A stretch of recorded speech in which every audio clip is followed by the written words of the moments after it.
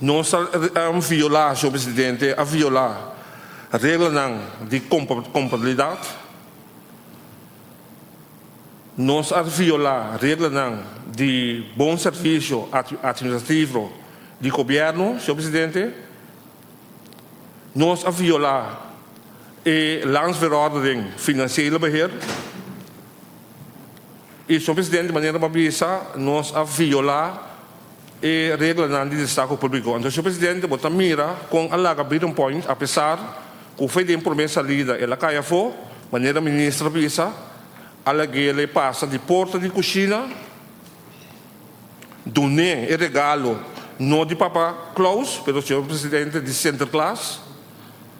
Então, Sr. Presidente, para colmo também, não está controlando o trabalho e nunca não aduna uma advertência, Sr. Presidente, apesar que você mira que constante vai malo.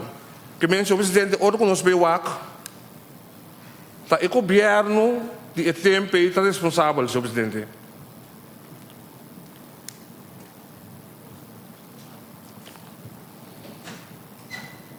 O governo está responsável. Então, Sr. Presidente, ora boa maneira uma vez hoje, ora boa nós tomamos nota de lo qual que é sobre constatar, não estava em plano, não estava em arquivo, não estava em plano de funcionamento, ambtenaar não estava culpável, não estava que o ambtenaar está incapaz.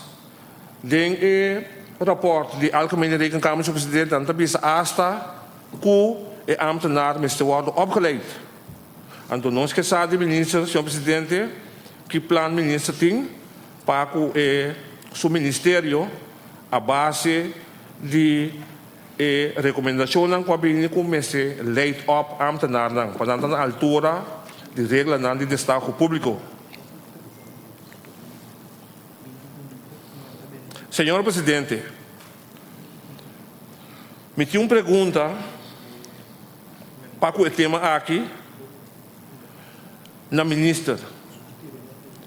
Não esqueça que o ministro acaba com o Ministério Público que o ministro de tempo aí que tem ainda está perseguível para o ato de barbaridade, Sr. Presidente, que é pode perseguir.